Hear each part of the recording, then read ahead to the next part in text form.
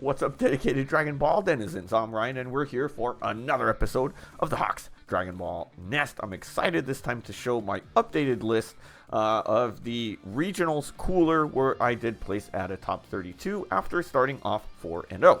So, yesterday's video, we did have the deck profile of cooler. I made only minor changes in it, so I thought I would give those updates as well as some, kind of walkthroughs of how my matches went and things like that, and how I did it. So anyway, let's get into it. So here's the deck up here. I wanted to get a picture of the entire thing, what it looks like, as the differences in it are basically this, right? I wanted to get 3 of the barrier Friezas, interestingly enough, because I wanted them for the Cell matchups. Although I didn't even see any Cells. So take that as you will in terms of like, the legitimacy of this, because I somehow dodged Cell completely in this regionals, but I did put in 3 of these barrier Frieza for that matchup. I took out the buff Friezas, the 40k hitters, and I also took out 1 of my Sorbets. So basically now, as you'll see, I've got 2 Sorbets and 3 of the barrier Friezas. So it's still a decent amount of turn 1 plays between the Mecha and the Sorbet. Still, honestly, I'm not really sure how I feel about it. I almost like the other one better. But as we see, just a lot of stuff here. These results of training come in clutch. I like them at 3. Obviously, I've got the full chain going between cold and just plenty of 4 costs to play out. Just tons. And that's why I also like the Frieza as the 3 of. Also, we're going with 4 of these bad boys. Also good. I'll kind of walk through why I like them.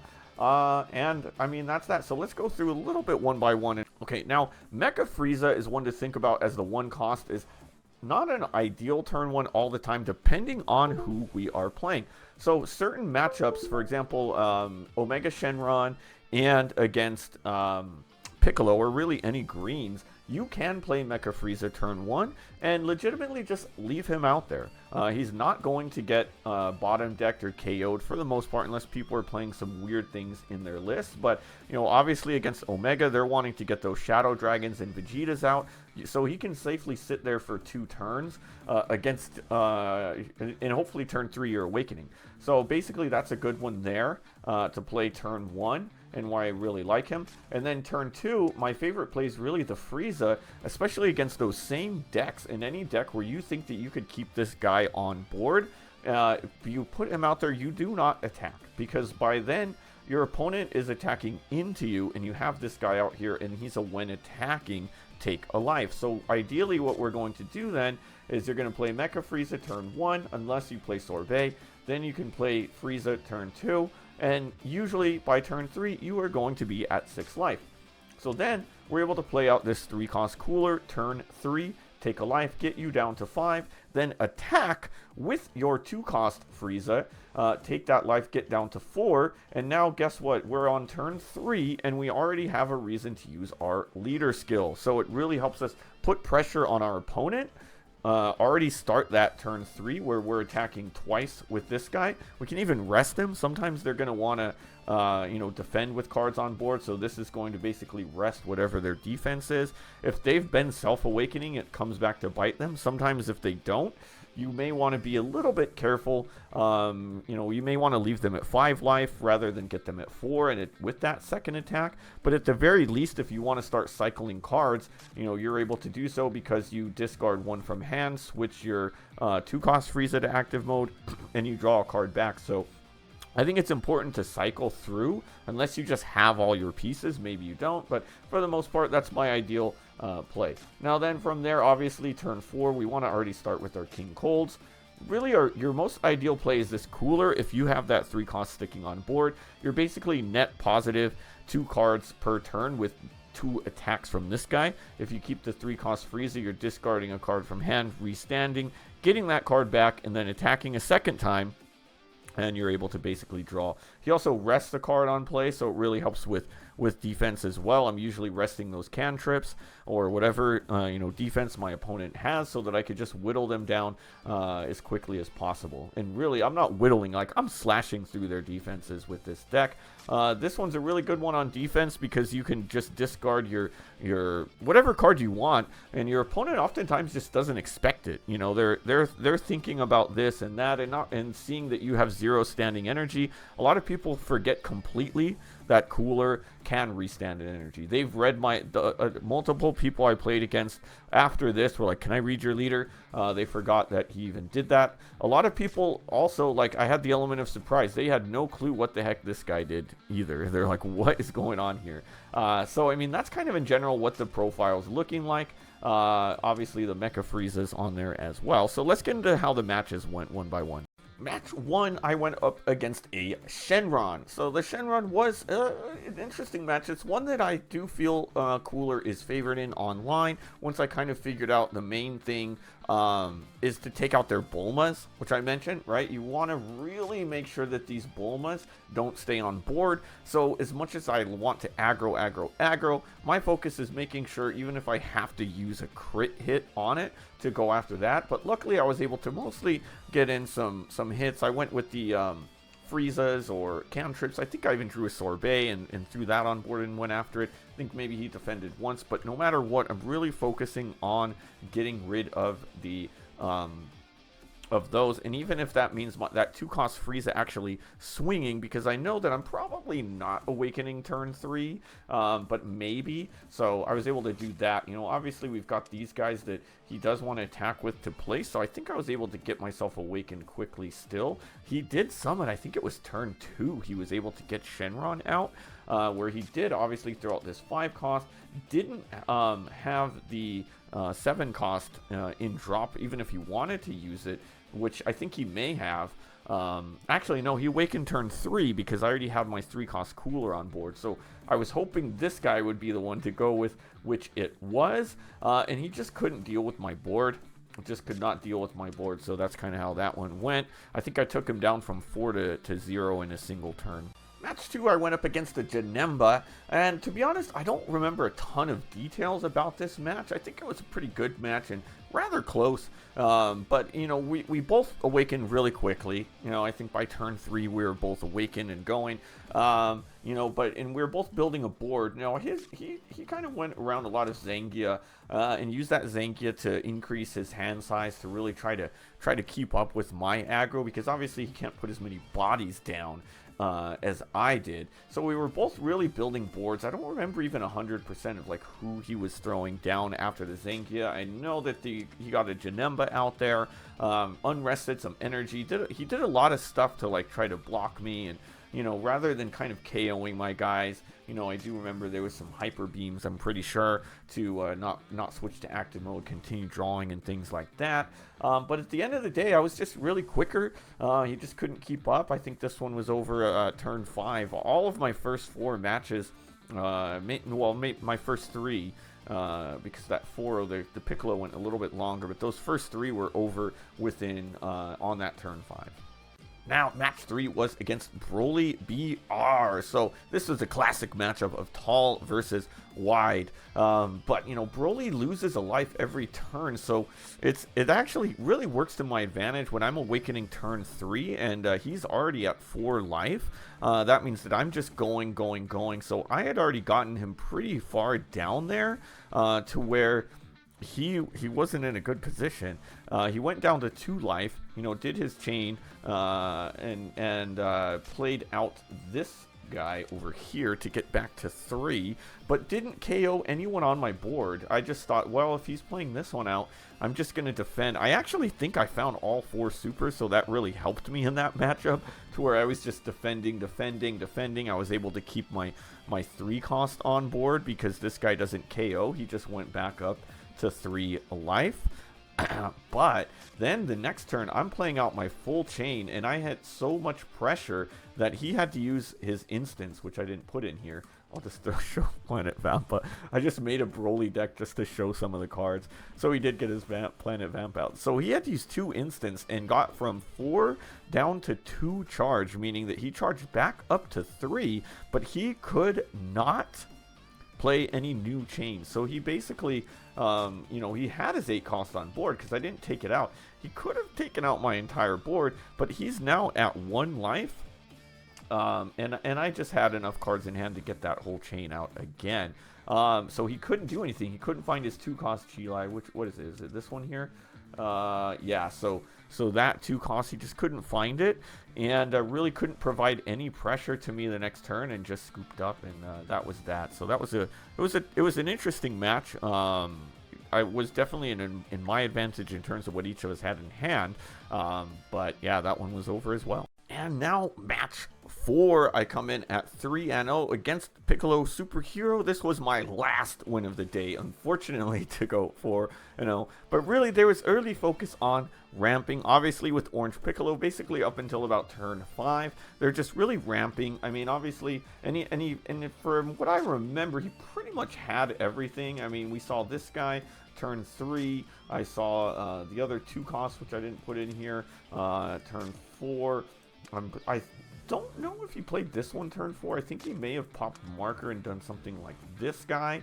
So he kind of saw what he wanted. What I was really worried about was this guy. I did not see him, luckily. So it really meant that my board wasn't getting dealt with too much. When it comes down to it, like this guy, I'm not extremely worried about. Because he's going to take out 1, and then he's going to go into 2, and if I've got super combos, in fact, this one I think was the one I saw all 4 of my super combos, maybe not the one before that, because I was defending board, so I wasn't extremely worried, so I was just building that board, and then the other guy I just didn't want to see was this dude, which I did never see as well, so that was nice, and I don't know if he even got up to 9. I know that he played out one of these guys, and look, now I'm showing the other one, but I'm not sure if he actually played the second one. Not 100%. He may have. But I mean, like my board was really big by then. Now, the one thing you've got to be careful about when you're facing the Orange Piccolos is getting them to 1 life and then them using unlockability. Now, you can just kind of smash through that the turn after, but getting them from 1 down to 1 and then they go back up to 3 a life. Basically, it's one of their best plays is to go with the Gohan Superhero and then restand 5 energy, use that 5 on these is an issue. Now, the other thing you have to watch out for is this, right? If you're getting down to 2 life, so you never want to get down to 2 because then they're going to go with all of that and then combo. Really, I mean, they've got so many 1 costs on board too. I don't think this one was in there. I just threw it in. Maybe that one. Obviously, the Krillin is one to worry about. So he's able to do that. But what I was really focused on was just getting down, like resting his 1 cost as much as possible with my 4 cost cooler, drawing with them. It was a really close match. I think I only won by 5k. Alright, and this is where things started to go awry for me and where the pilot of the deck starts to go downhill. My list, I really trust my list, but I made a couple big errors in this match that cost me, which mainly was a turn 3 misplay, and let's get a dramatic reenactment of this with my opponent's reaction. You're going 20 to my life? Oh, he's not gonna take a life. Now he's staying at 6 forever. Okay, yeah, as my opponent pointed out there, I swung with my 2-cost Frieza, and I didn't take a life, which would have gotten me down to 6. Now, I think that I had played him out that turn, so I couldn't play the 3 costs at that point, or maybe I just didn't play him, but, that's how things go. So I didn't take a life, so I stayed at 6. I was at 6 life at this point, and I stayed at 6 life the entire match. The entire match I stayed at 6 life until death. Now, I had my 3-cost cooler in hand, ready to go to get me to awaken, but I wanted to wait because I thought if I get down to 5, he's going to go for game at any point because I just wouldn't have been able to do it. So I'm just trying to whittle him down. I got him down to only a couple cards in hand. Now, there's a couple other misplays I made since we're here. Cantrip turn 1 against Boo. This also delayed my awakening. Cantrip turn 1 is something you don't want to do against Boo, but I said, oh, I want to find some cards, and I got greedy. And of course, guess what happens? Turn 2, his turn 1, then he plays the Frieza of his own, rest it and go from there. And we kind of exchanged that for a couple matches, but yeah, very unfortunate on that. And so let's talk a little bit about some more of what happened. Yeah, I mean, and it was still close is the craziest part about it. I think when he won, he had like 3 cards in hand and really like had no combo for him. I think he comboed like 5k more or something like that. I had him down to 1 when I was at 6 for a long time. So those 2 mistakes definitely cost me not being able to awaken because I'm not drawing cards on swing. I'm not able to use my leader skill for like many matches. So he did a few things. I mean, what did he get on board, right? So he got obviously this guy on board. So any hit that I did take for the most part was a crit from the Majin Buu. Until that final round, I think he tried to crit me a couple times. Those are the only defenses I had to see if I had a chance here. But by this time, he has 2 double strikes on board, and he has a Frieza on board. Like, this is how far out the match goes, because he wasn't able to finish me until he was just building up that board to do so. But he was taking damage because I was just going face knowing I had 6 life. So we're just going to keep going face, including one of those being a crit every turn. But I wasn't drawing. I just was not drawing. And I never had what I needed to awaken, right? I mean, if I had a 3 cost and a 2 cost, but I never got another one and wasn't able to defend that guy.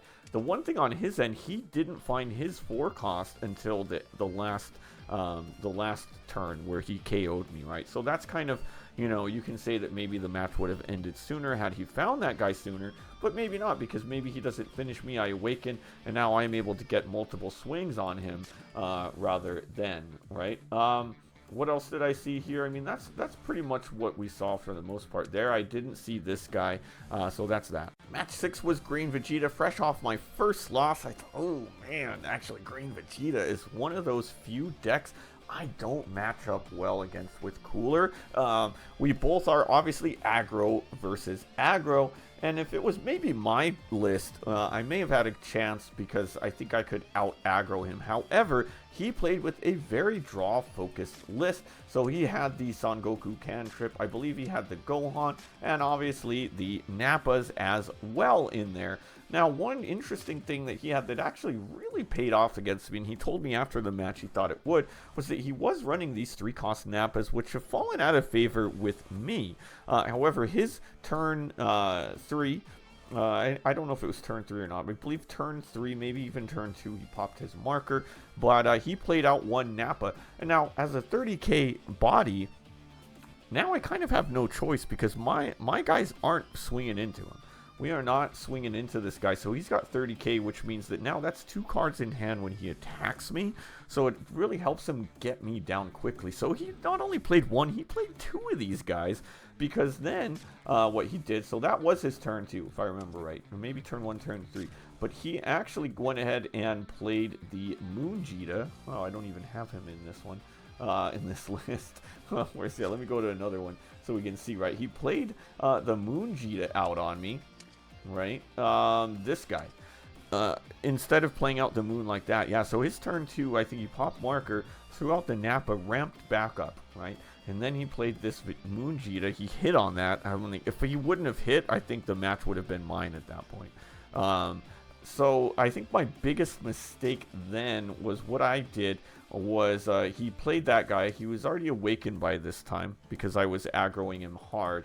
So then he goes ahead and he plays out this guy, swings and ends his turn. So I think this was my mistake. He's already at 4 charge. So no matter what, next turn he can go through this chain. He's got the moon on field. So what I did, in my mind, I'm thinking, well, I don't want that ape coming out. So I spent my entire turn going to KO this guy rather than just going face. And I think that was my mistake in the match, was going for him. I did finish him off with that last hit. I finally KO'd him, but guess what? He's at 5 charge. He was able to just go ahead and still get me next turn. So here's another funny thing he did. He even used a warm greeting. So that was his what he did. Oh, it's not even in this list either. I took it out.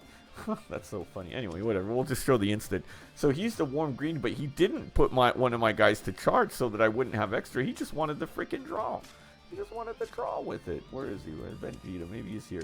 A warm greeting. No, I don't like a warm greeting anymore, so I didn't put it in. But anyway, he did really well with his list. Really well with that list. And I just wasn't able to KO him in time. He got his ape out the next turn. I actually went down. He double struck me. Double struck when I was at 3 life. So I went down to 1 thinking, okay, well, let's get some extra here. There's like his board's giant, my board's giant. If I don't finish him off next turn, I'm done for. Guess what? I didn't even get close. I did get him down to 1, but at the end of the day, he told me after the match he had 2 supers, 2 instants, and more. He had like 5 or 6 cards in hand still. So I just couldn't get him, and it was really because of all of his draw power. So rather than playing 2 costs like I like to do, then he was just drawing more cards. Draw, draw, draw, draw, and taking 1 less swing per turn, which, you know what? Maybe the way to go with Green Vegeta is I'm thinking about it. I really like that extra aggro, but you know, his build really worked. This guy, in fact, the last 4 matches, starting from my round 3 opponent, the Broly, all of these guys topped. All of them did better than me in the top as well. They all hit. This guy actually was number 20, I think, and then the other 2 were top 16s. All right, and my final round was Omega Shenron, and I think, okay, let's win on a high note. I know how to play this matchup. It's one that I feel I'm favored in. Like when I'm playing online, I was winning almost all of these matches. However, this Omega Shenron player did very, very well. It was just a really close match throughout, and smartly, what I think a lot of the Omegas do wrong, that he did right, was just ignored my board. Just ignored my board, and so both of us are basically just ignoring board going face. But what he did really well was just built up that board. He really built a board, whereas a lot of times you see Omegas going tall, you know, maybe playing out only 1 attacker per turn. He did a lot of good with these guys. Where are they at? With the Naturon, right? So he'd play out on his turn 4. He played 2 of them, and then went into obviously this one. So that gave him multiple draws per turn, and really helped him out. He bottom decked. I think he used the ice, if I remember right, and bottom decked. No, actually turn 3 he played this guy and returned my 3 cost to hand. So that hurt me. I had a feeling it would happen. So that really hurt me. My first major misplay in the match came on my awakened turn. Remember how I love doing my 2 cost into 1. So I had my 1 cost hanging out there.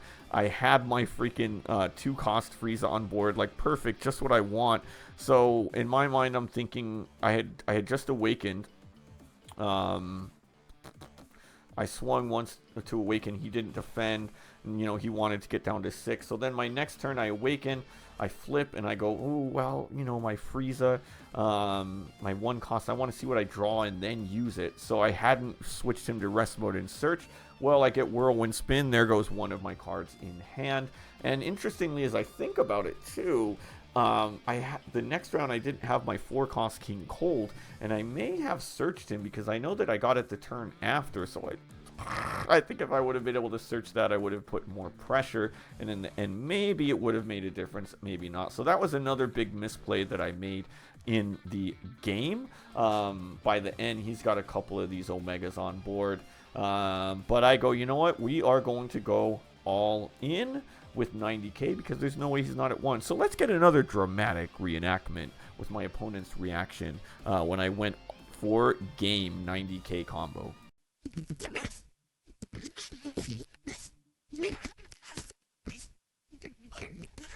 Oh, so you're going 90K to life? Sure, I'll take that. Don't know what the heck you're doing here, you fool.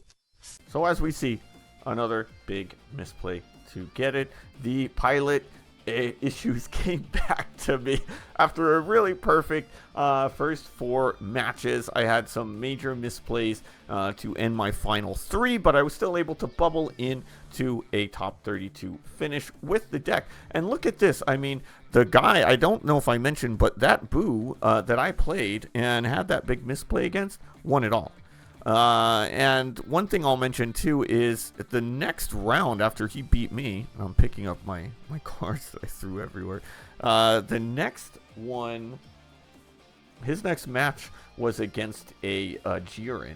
And I just feel like I've only played a couple of them, but especially with that the barrier Frieza teched in at 3, as long as I find that card, I don't think there's a chance that Jiren would have won it. So that would have put me at 6-0 probably coming into the finals, and I would have probably been in the finals against potentially probably either a Cell or a Kid Buu, but I mean, would I have won it all?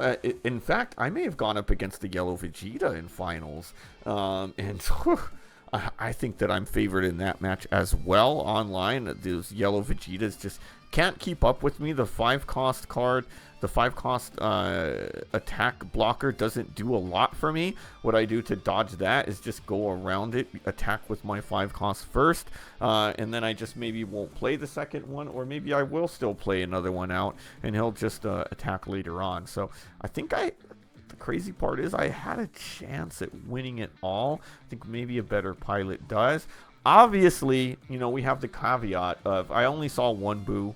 I still like myself in that match despite my loss there. I do like the matchups against Boo. It is just Cell that this deck still has a hard time against. Even online, I probably have maybe a 50% win rate against them right now, even with the barrier Frieza. So it's rough. So I did dodge Cell, but I mean, if we saw, I did play a variety of decks. I mean, I played everything at the kitchen sink except Cell came at me, and I was able to come out ahead for the most part. And those 2 matches were winnable. I think the Omega is still a TBD. I think the Boo I for sure should have and could have beaten the Omega. Who knows? He had 2 Omegas on board and like a couple of the Naturon 20Ks and I think a Vegeta. But I was at like 3 or 4 life still. And some of that 90K I swung with were super combos. One for sure, if not 2. So I had defense here. I had defense to hopefully survive another turn, but it is what it is. He actually finished in the top 16 at number 16, I believe. So congrats to all the people I played against with that. So, yeah, let's go. Well, that's going to do it for this episode of the Hawks Dragon Ball Nest. Hope you enjoyed my recap of the LA Regionals. I'm definitely excited about it. I think it's a little bit bittersweet, knowing that I could have potentially done even better. But it's my first time even coming close to topping. My first Regionals, I didn't get top 64 in either. I had some kind of similar issues with my Vegito where I probably could have won a couple matches. I didn't. So just got to keep getting better as a pilot. I think my list, what this showed me is I can build a deck list out of, I didn't do it myself. I'm in chats and kind of talking to people and really getting feedback and doing testing, but it showed me that I could build lists. Now I've got to work on just piloting and not making these misplays that are costing me matches. Like some of them easy, some of them a little bit, it is what it is. And definitely congrats. I had so much fun. All of my opponents were super cool people, really nice. We had some banter and some talk between our matches and even with the tables next to me. So such a cool community out there. I really had a lot of fun, and congrats to all the people. I mean, almost all my opponents from rounds 3 and in fact every single opponent from round 3 on did get into the top. So that actually was probably the reason at even X3 that I was able to hit that top 32, because the rest of my opponents did really well too. But If you liked what you saw, hit that subscribe button. Become part of the Hawks Nest, a fearless flock of fabulous folks who love to do what we love. I've got a match coming out, an online match coming out this weekend that you'll see against the Shenron deck. So you'll kind of maybe get a little preview of what, or a recap of what it looked like going against that round one. We're going to stick with this deck for at least another week, so we'll see some more matches. I've got an Ultimate Battle this weekend, too, that I'm going to run Cooler at. So if you really want to get to know this deck a little bit more, stay tuned over the next couple weeks. We'll have some more matches, and then, I'll see what I do from there with the decks that I go with. But until then, we'll see you next time.